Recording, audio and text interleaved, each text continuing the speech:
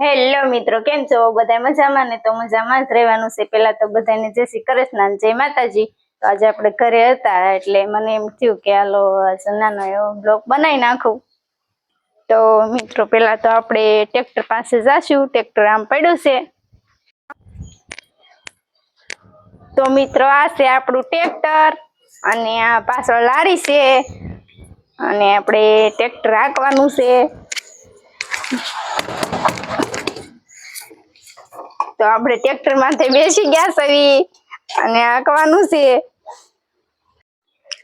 Tractor તો હાંકતા આવડતું નથી પણ ખોટા ખોટા આમ કરવી સવી.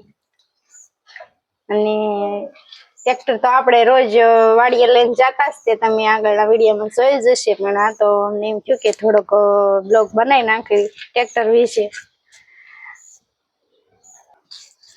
તો ટ્રેક્ટર તો હાંકતા આવડતું નથી પણ હમણાં આપણે હાંકતા હતા અને ઘઉંમાં થાય છે.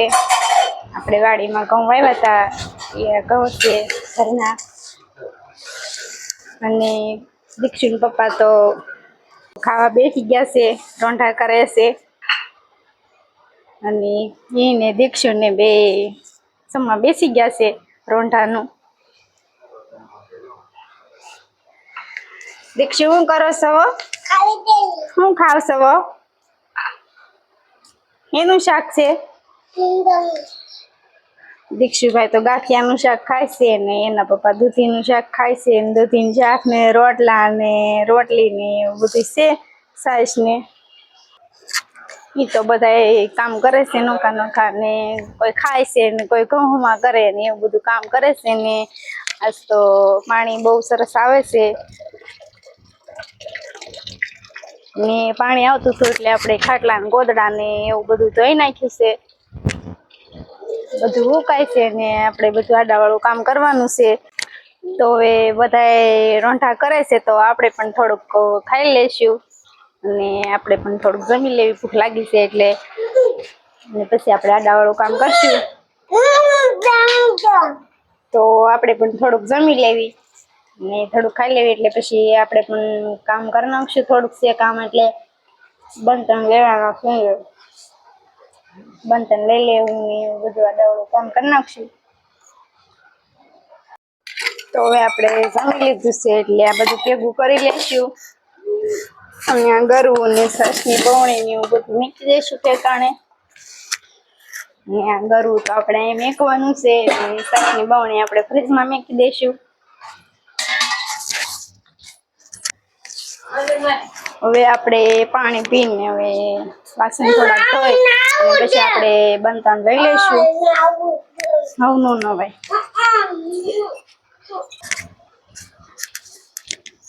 તો આપણે પેલા તો એટલા વાસણ ધોઈ નાખશું એટલે આજે આપણે ઓછા ધોવા.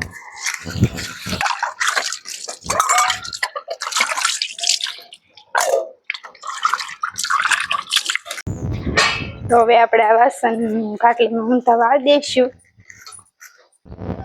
તો હવે આપણે થોડાક બનતણ લઈ લઈશું. બનતણ લઈને પછી આપણે રસોઈ બનાવી નાખશું.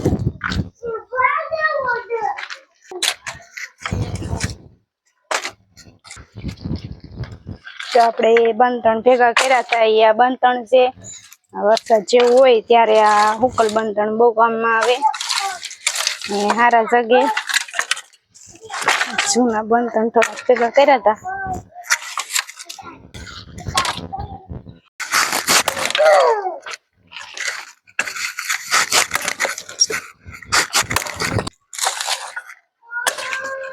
બનતણ આપણે એટલા લઈ લીધા છે ને જે એટલા થોડાક લઈ લેવું. બનતણનું કામ તો આપણને થોડું થોડું ફાવે જ છે.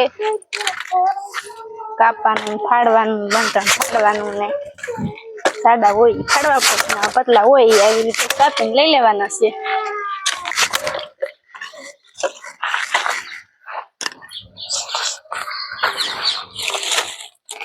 તો હવે આપણે એટલા બનતણ લઈ લીધા છે અને આપણે નાનો બ્લોગ બનાવી નાખ્યો છે. તો આજ માટે એટલું જ તે. બના રહેજો આપણા વિડીયોમાં.